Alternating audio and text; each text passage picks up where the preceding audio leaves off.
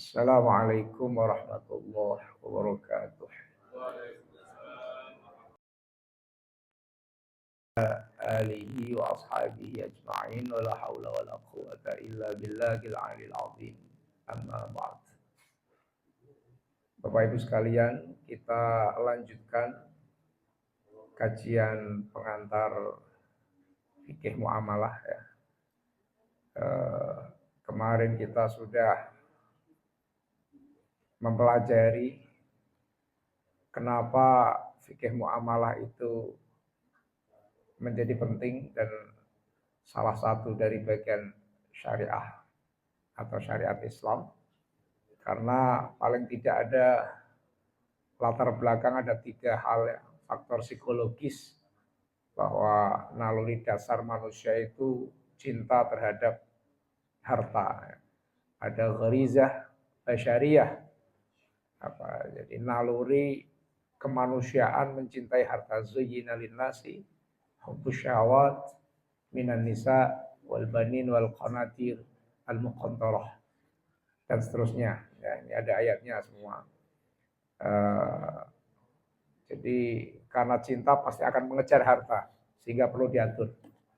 Secara sosioekonomis manusia secara fitrah juga makhluk sosial yang tidak bisa hidup sendiri, berarti harus bergaul dengan orang lain.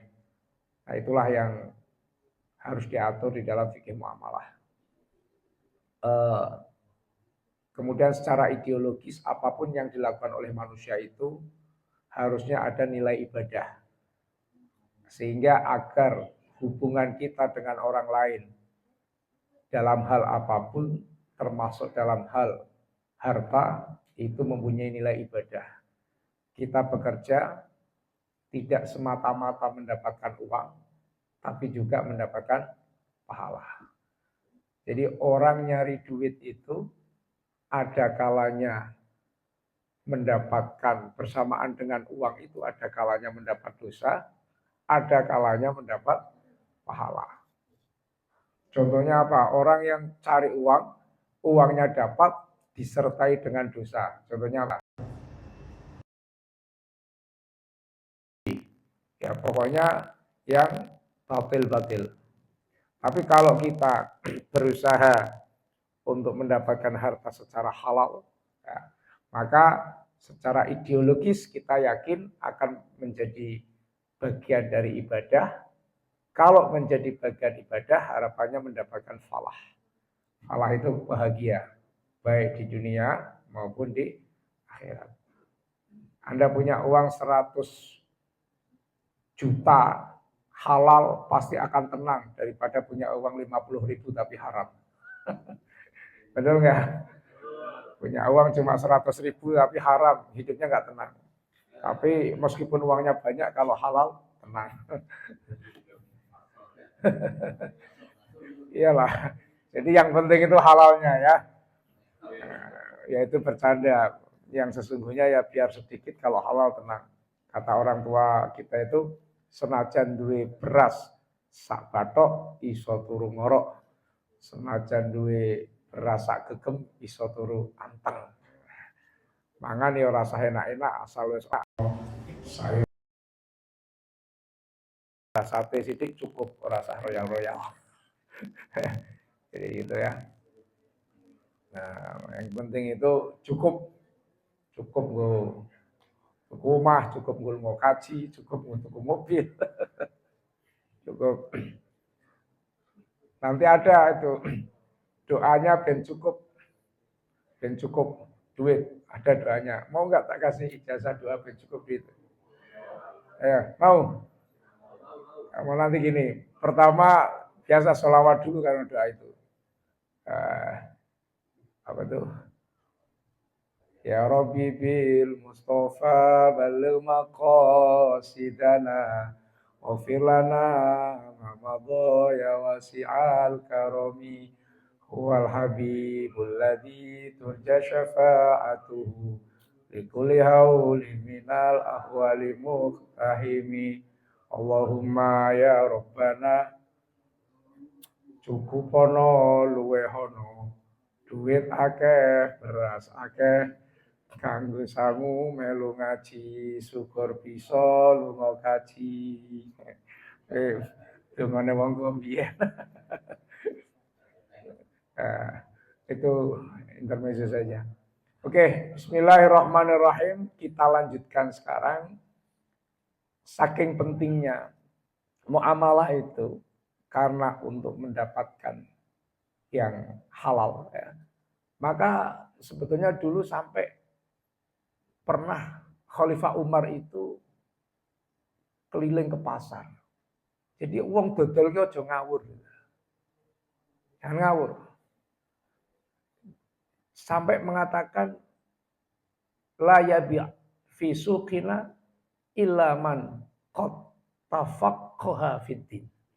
Tidak boleh berjual beli di pasar kita kecuali orang yang telah mengerti fikih dalam Islam. Artinya fikih ketika jual beli di pasar ya berarti fikih yang berkaitan dengan transaksi jual beli. Jadi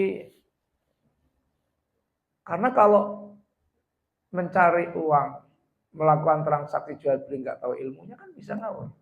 Wong dodolan nek nggak ngerti aturan syariatnya bisa berbuat apa? Gurur.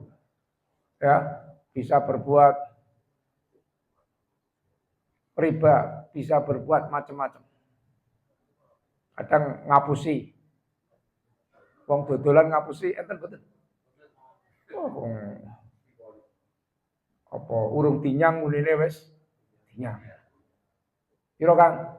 50.000. 20.000 oleh ora nembe wis tinyang 45,5 kok. Padahal belum masih kenyang. Dodol pelem kecut munine manis. Itu orang jualan.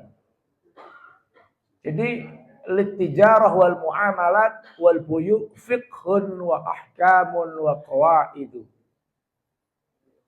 Litijarah ikut tetap kedua dagangan. Wal muamalat lan ya muamalah hubungan manusiaan. Wal buyu dal tinuku. Fiqhun utawi ono fikih aturan hukumnya. Ada fikihnya wa ahkam hukum wa qawaid kaidah-kaidahnya. Fala yang bagi mongko ora sayekjo apa mumarasatuha membiasakan tijarah muamalah buyu itu liman kedhe wong layak lamu kang orang ngerti sapa wong tilkal ahkam ing mengkono-mengkono pira-pira hukum. Sebetulnya pada dasarnya kalau orang tidak tahu cara-caranya itu tidak boleh membiasakan melakukan itu. Ya, makanya sampai Umar mengharapkan seperti itu agar tidak terjadi transaksi-transaksi yang tidak sesuai dengan syariat. Ini dalam rangka meraih maslahah. Kemudian kita lanjutkan. Kenapa semua itu harus diatur? Itu tidak lain juga sebagai konsekuensi keberislaman atau keimanan kita. Ya. Ini dalil-dalil yang menunjukkan kita itu sudah di dalam Islam itu sudah ada aturan-aturan. Nah, sehingga semuanya itu puncaknya adalah meskipun kita melakukan muamalah, kita kerja di BMT Bahtera, kita melakukan apapun, semuanya itu harus ya, ujung-ujungnya mempunyai nilai apa? Ibadah. Karena tujuan utama manusia itu wa ma khalaqtul jinna wal insa illa liya'budun. Tidaklah aku menciptakan jin dan manusia kecuali untuk ibadah. Nah, sekarang jangan sampai kita itu salah persepsi. Mahya al-ibadah. Mahya ibadah. Apa itu ibadah? Jangan sampai Anda membayangkan ibadah itu masuk urusan pasar kok ibadah. Ibadah itu bukan yang masjid, zikir, Quran. baca Quran, baca sholawat, ya itu ibadah. Tapi ibadah bukan cuma itu. Ya. Apa yang namanya ibadah? Nah, ini biar tahu yang namanya niat ibadah, niat ibadah. Kan sering loh. Kita sering mengatakan apa? Niat ibadah, niat ibadah. Al-ibadah hiya ismun jami'un likulli ma yuhibbuhu Allahu wa yardah minal aqwali wal af'ali al-zahirah wal batinah. Ibadah adalah sebuah nama ya atau sebuah apa namanya ya fitur sebuah kegiatan jami'un yang mengumpulkan apa saja ya apa saja sebuah rumah besar likulli ma yuhibbuhullahu wa yardah terhadap apapun yang dicintai dan diridhoi oleh Allah. Jadi minal aqwali wal af'al baik itu ucapan, perbuatan yang batin maupun yang zahir, yang tampak maupun yang tidak. Seluruh ucapan kita, perbuatan kita, kalau itu dicintai dan diridhoi oleh Allah, maka menjadi makanya ketika jenengan itu berangkat ke Bahtera, lalu kemudian bekerja, duduk di depan laptop, lalu ada tugas dari Bahtera, lalu Anda punya rasa tanggung. Saya di sini dibayar. Saya harus bekerja dengan baik, sesuai dengan aturan. Kira-kira Allah suka atau tidak? Hah? Anda bertanggung jawab mengerjakan tugas Anda. Allah kira-kira itu apa enggak? Itu enggak? Nah, ibadah. Berarti dudukmu, datangmu ke sini setiap hari, duduk dengan rasa tanggung jawab karena dibayar untuk memajukan Bahtera ini, maka itu ibadah. Tapi teman sebelahnya datang settingan kerjaan padahal numpuk. Kowe kok kerja gampang ora. Biasa ngomong ora. Belum dadi yang ngomong besok mana. Anda tidak punya rasa tanggung jawab. Kalau toh ada terlalu santai. Ora temen. Yang penting aman-aman lah. Enggak gampang jaluk dulu. Kan Allah tahu itu. Iya kan? Sejauh mana tanggung jawab kamu terhadap tugas di Bahtera itu Allah tahu. Ternyata hatinya ini enggak serius. Disuruh nakih-nakihnya enggak serius. Ya. Sambil lalu disuruh mengurus apa enggak serius. Yang penting bayaran. Pamane umbus kabeh, pamane bubar kabeh, ora yang penting bayaran. Allah kan tahu itu. Kira-kira Allah ridho apa tidak? Tidak. Jin suka apa tidak? Tidak suka. Maka dua orang yang sama-sama datang ke Bahtera, yang sama-sama mendapatkan bayaran, yang satu punya nilai ibadah, yang satu tidak.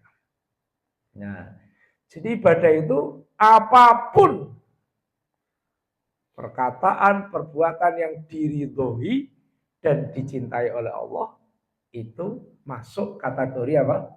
Ibadah. Dari sisi substansi ya. Tapi kalau dari sisi istilah di dalam fikih ya ibadah itu memang kalau kita lihat sistematika fikih itu ada fikih ibadah, ada fikih muamalah. Fikih ibadah itu isinya ya sholat, puasa, zakat. Itu dari sisi istilah dalam fikih. Tapi dari sisi substansi secara umum ibadah itu ismun jami'un likulli ma yuhibbuhullahu wa yardah minal aqwali wal af'ali zahirah wal batinah. Semua yang mengandung perbuatan yang dicintai dan diridhoi oleh Allah. Apapun ucapan, perbuatan. Kapan ngomong nang dalan ketemu wong ana wong pripun kabare Pak pripun monggo Pak, Amit gini, nuwun sewu. Kira-kira Allah seneng nggak Anda sopan seperti itu? Ya ibadah, uangnya seneng. Tapi ketemu, woi, raimu pecicilan, woi, Allah suka nggak? Nggak suka, ya bukan ibadah. Kayak gitu ya. Jadi puncak dari muamalah itu pun untuk mendapatkan nilai apa? Ibadah. Ya, silakan kalau ada pertanyaan. Jadi kalau misalkan tadi kita katanya berarti ketika kita bekerja dari mulai berangkat melakukan pekerjaan yang mungkin akhirnya pulang, itu kalau segala sesuatu dianggap baik menurut Allah ridho. Tapi kalau ketika berangkatnya itu dia hanya SOP ya, artinya melakukan pekerjaan semangat dan lain sebagainya. Tapi ada tidak ikhlasnya itu karena berarti saya bekerja karena saya memang bayar. Jadi mangkat itu ya SOP bekerja. Ya. Tapi kayak robot gitu. Ya. Ada unsur tidak ikhlasnya. Itu ibadah atau tidak ibadah. Oke. Ini pertanyaan yang bagus. Yang mana di dalam pertanyaan ini ada kesalahpahaman memaknai ikhlas. Ya. Jadi ikhlas itu bukan berarti tidak mengharap bayaran. Ini harus kita, karena orang bekerja itu mencari apa? Orang bekerja mencari apa? Uang. Anda datang ke sini itu kan cari uang. Nyambut gawe. Gue gawe nafkah keluarga. Ya toh? Ini bukan kerja bakti, bro. Ya, di sini itu bukan kerja bakti. Sehingga kalau Anda kemudian setiap bulannya tidak dibayar, ya bubar.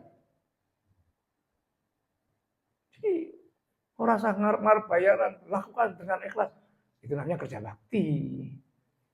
Hukum asal kita di sini adalah bekerja, mencari nafkah. Maka dibayar itu sebuah keharusan. Maka muncullah SOP. Ya. Nah, maka standar minimal keikhlasan jenengan di sini adalah hatinya rela melakukan pekerjaan sesuai dengan SOP. Minimalis itu. Itu kalau Anda, wah SOP-nya begini berarti saya harus bertanggung jawab. Itu sudah bagus. Ya memang dibayar.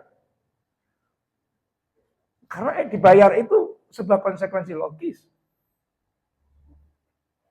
Saya pernah, ya, adapun lalu kemudian tanggung jawab Anda, semangat Anda melebihi dari SOP, itu muhsinin. Itu orang yang berbuat lebih lah ya, lebih mulia lagi. Tapi setidaknya memang sesuai dengan SOP. Kalau kurang dari bisa ada dosa di situ. Entah korupsi waktu, korupsi pekerjaan, korupsi apa. Tapi SOP itu kan yang ditetapkan oleh perusahaan. Ya memang itu yang dituntut. Nah, tidak apa-apa Anda tetap mengharapkan bayaran karena memang kesini itu mau bekerja. Makanya orang bekerja itu kan mencari duit. Mencari duit yang dilakukan sesuai dengan aturan, Allah ridho apa tidak? Ridho. Allah suka apa tidak? Suka. Maka mencari duit yang dilakukan sesuai dengan aturan syariatnya, itu mempunyai nilai apa? Ibadah. Ya. Jadi bukan namanya orang. Makanya saya itu pernah digonjei sama orang. Bukan digonjei, dibully lah istilahnya. Dibilang gini, dulu kan saya ini jelek-jelek pernah terkenal jadi mubalik. Zaman masih muda. Ada kawan tuh rupanya agak piye. Satu saat itu ngomong, sampean itu setiap hari ceramah, diundang ke sana kemari. Itu nilai ikhlasnya di mana? Kan disangoni diamplopi. Nilai ibadahnya di mana? Nilai ikhlasnya di mana? Saya tahu pertanyaan ini bukan pertanyaan dalam istilah Arab itu lil istifham. Bukan istifham, tapi lil ihanah bahkan. Kan pertanyaan itu ada istifham. Istifham itu jaluk paham ya. Memang butuh jawaban. Kayak jenengan tanya, ini istifham namanya. Jenengan ingin dipahamkan. Ya kan? Ada orang bertanya itu lil imtihan. Kayak saya nguji skripsi, saya nguji tesis. Itu kan saya coba terangkan apa sih yang dimaksud dengan ini. Itu bukan lil istifham, tapi lil imtihan. Untuk apa? Nguji. Tapi ada pertanyaan itu lil ihanah. Ngenyek. Ngenyek utawa nantang. Ada kan? Nantang, ngenyek utawa nantang. Remeh ke. Apa kowe iso? Model awakmu apa iso? Itu bukan pengen tahu, tapi apa? Ngenyek, ngeremeh kayak gitu. Tekor. Ya. Jadi pertanyaan itu macam-macam. Karena saya tahu pertanyaan itu bukan realistik, pahalanya di mana, enggak perlu saya terangkan. Saya jawab saja, ya enggak ada pahalanya mungkin, wong sudah diamplopi. Saya bilang, batinku puas, batinku nang hatiku puas kan, gue tak jawab dulu. Selesai kan, tidak terjadi perdebatan. Karena saya jawab, ya enggak ada pahalanya, saya ceramah sudah diamplopi. Nah, diamlah dia. Begitu diam saya mulai lagi takutnya. Ono ding sithik. Semangat lagi dia. Opo? Ada. Nah, kamu jadi panitia pengajian. Suruh cari kiai, datang ke kiai A. Diomongi, Pak ngisi di tempat saya. Orangnya lego tapi dia enggak mau saya. Gelo enggak? Oh, gelo. Sudah parani undang enggak gelem. Jangan biar kan belum pakai telepon ya, datang ke rumahnya. Lalu kalau orangnya, ya insya Allah, kamu seneng nggak? Ya seneng. Oke. Lalu ditunggu sampai hari H. Pengunjung sudah banyak. Ya toh? Kiai ini rak teko. Padahal gue wis nyiap ke amplop. Panitia gelong. Ya gelong. Pengunjung gelong nggak? Gelong. Saya kira kiai ini teko. Kamu panitia seneng nggak? Seneng. Pengunjung seneng nggak? Seneng. Ngetoke amplop seneng nggak? Ya seneng. Senajan ngetoke amplop. Nah, saya bilang gini, pidatoku mas, koyone ora ono ganjaran wis diamplopi. Tapi saya berharap saya datang nyenengke wong sak mono akeh. Nyenengke panitia, iku durung diamplopi loh, aku nyenengke. Ya bahasa guyon saya. Mudah-mudahan saya mendapatkan pahala dari situ. Pahala dari datang nyenengke wong akeh. Nah, pidatone wis disangoni, oke lah anggap saja impas. Itu jawaban minimalis, jawaban untuk satu. Yang kedua, pernah juga ada seseorang, ya Allahumma ilahu warhamullah, ya mudah-mudahan diampuni, namanya juga orang pernah ngomong ini, kayak enak nggak ceramah diamplopi. Nah, siji kaya aku nek ngisi pengajian ono ora gelem diamplopi. Itu disampaikan. Tak terima, tak beleke karo panitia. Nah, secara kesimpulan saya, ya urusan ikhlas itu urusan hati ya. Tapi orang yang ngomong, anak aku ki pengajian amplopnya selalu tak beleke gitu. Saya menganggap, ya bisa saja salah agama saya. Ini orang tidak ikhlas kalau ngisi pengajian. Ya, indikasinya apa? Yaitu cerita-cerita nek di amplopi orang gelem dibeleki. Lah yang diem saja satunya, di amplopi ya tampani wis ya mengalir biasa. Wallahu alam. Bisa jadi dia ikhlas. Ya, karena apa? Ikhlas itu bukan indikasinya bukan dibayar atau tidak, tapi ada di hati.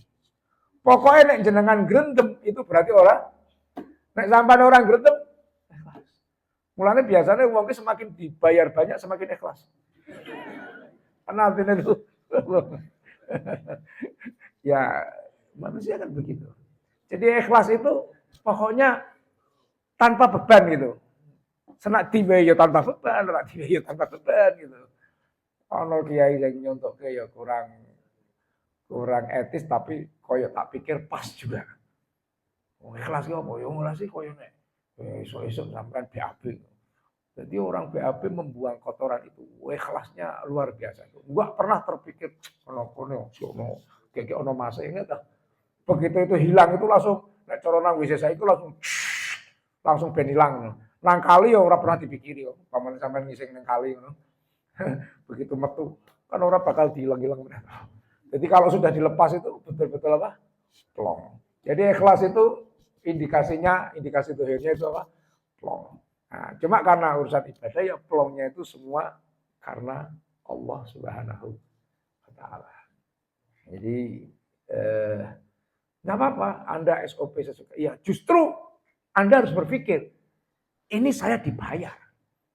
Berarti saya harus melakukan sesuai dengan SOP. Nah, ketika Anda melakukan sesuai SOP, hatinya itu plong, hatinya itu rela, kan ono sing Bali kudu kecak semen bisa ditarget kok iki bisa enggak? Ono apa ora sing sok grentem kok kowe? Ora usah isin ngaku. Lah iya, kalau ada di antara Anda yang ketika membaca SOP dari Bahtera harus targetnya begini, kok atine grentem roto orang ngerti pun orang itu berarti tidak ikhlas. Tetapi berbeda, Mas. Ketika Anda lalu tidak bisa memenuhi apa? Target. Anda sudah berusaha secara ikhlas ya, plong, sesuai dengan aturan dilakukan. Kok hasil di lapangannya itu tidak sesuai dengan SOP. Kalau hasil beda loh. SOP itu kaitannya dengan action, proses, bukan kaitan dengan hasil. Kalau hasil itu kan target. Bahtera mentargetkan Anda harus dapat sekian, gitu kan. Harus mendapatkan laba sekian. Kalau target itu tidak wajib, itu kan hasil. Kalau hasil itu ada kaitan urusan Allah ya. Tetapi SOP, cara melaksanakan itu yang dituntut. Jadi jenengan nggak apa-apa, nggak dosa kalau ini targetnya sekian, saya kok tidak mampu. Meskipun bisa saja kalau tidak bisa target sekian, bisa dipindah atau bla bla bla. Itu silakan nggak apa-apa. Nah, Anda sendiri ketika tidak bisa memenuhi target lalu kemudian dipindah, ya harus ikhlas. Iya, saya memang tidak berhasil memenuhi target kan aturannya seperti itu. Jadi yang penting itu hati orang grentem dengan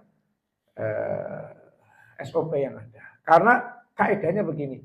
Ridon bisyai'in ridon bima yutawalladu minhu. Ketika Anda rela terhadap sesuatu, maka Anda harus rela terhadap apa yang dikeluarkan oleh sesuatu itu. Anda sudah ridho masuk ke Bahtera bekerja, maka Anda harus ridho apapun aturan yang dikeluarkan oleh Bahtera. Anda ridho jadi PNS, ASN, maka Anda harus ridho aturan-aturan ASN. Mangkat, misalkan Senin sampai Jumat, jam sekian sampai jam sekian, harus ini, harus itu. Hal gitu. Jadi timbal balik. Ya. Kalau sampean itu ridho kerja di sini, maka harus ridho semua aturan yang dikeluarkan oleh sini. Ya masalah ada usul, ada diskusi itu wajar. Tapi ketika sudah menjadi keputusan, harus dilaksanakan.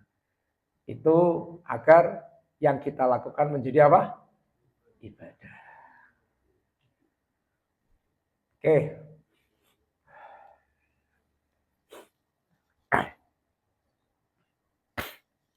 Sekarang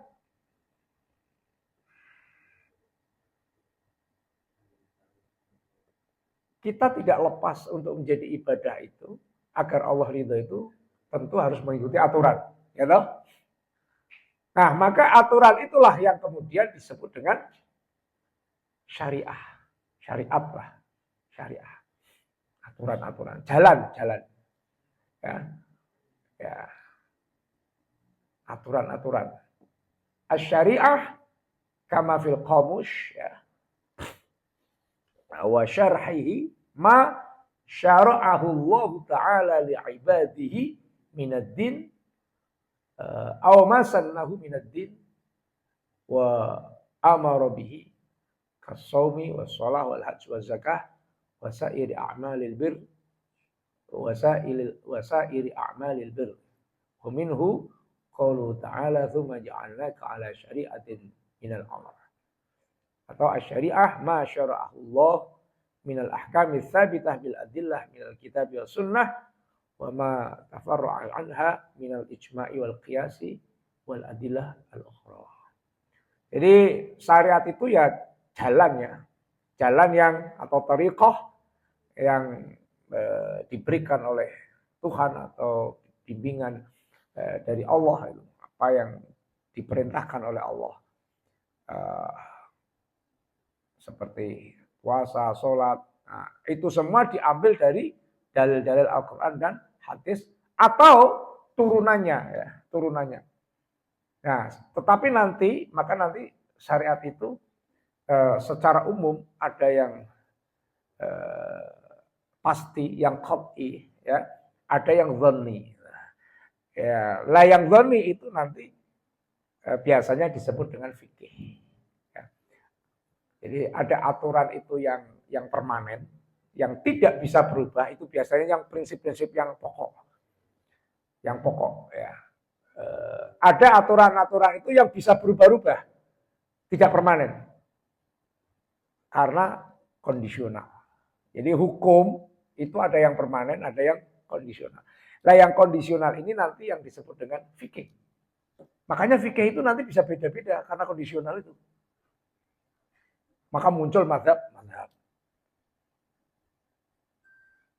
Menyentuh wanita itu aula mastumun nisa itu syariat. Menyentuh wanita itu batal wudu.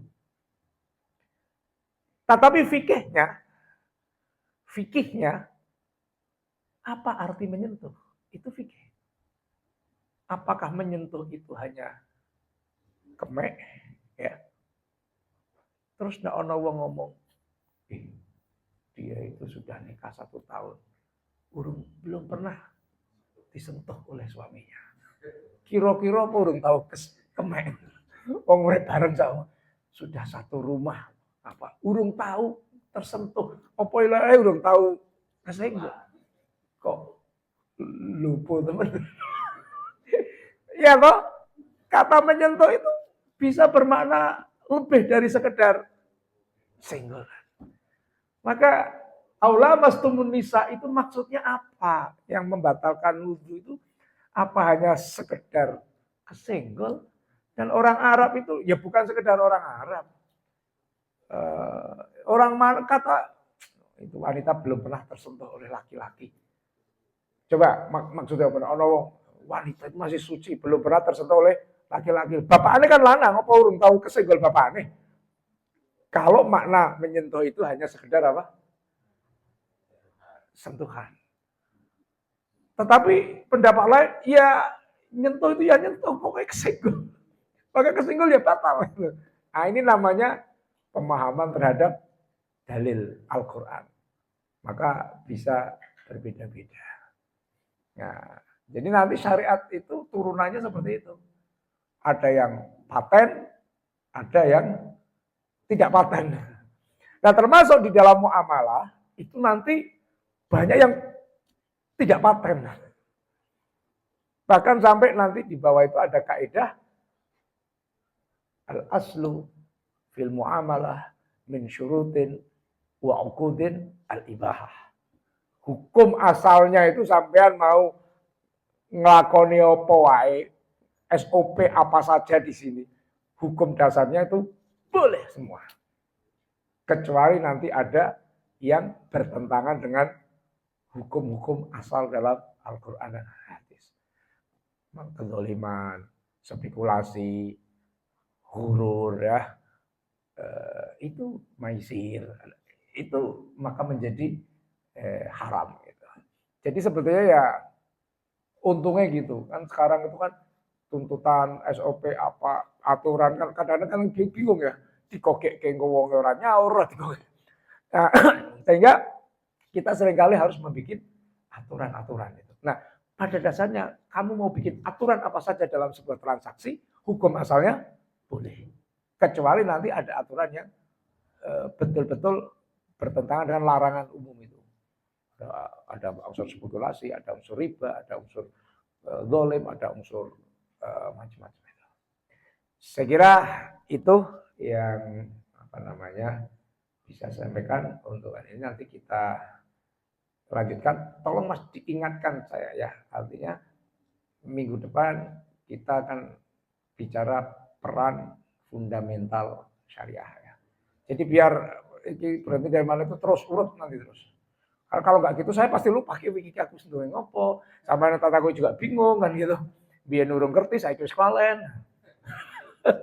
Nah, jadi itu masalah gampang, tapi yang penting kita itu sudah paling tidak sedikit-sedikit mengenal. Oke ya, ada pertanyaan lagi? Saya kira itu subhanakallahumma bihamdik asyhadu an la ilaha illa anta astaghfiruka wa atubu ilaik. Shallallahu ala sayyidina Muhammadin wa ala alihi wasallam. Alhamdulillahirabbil alamin. Wassalamualaikum warahmatullahi wabarakatuh.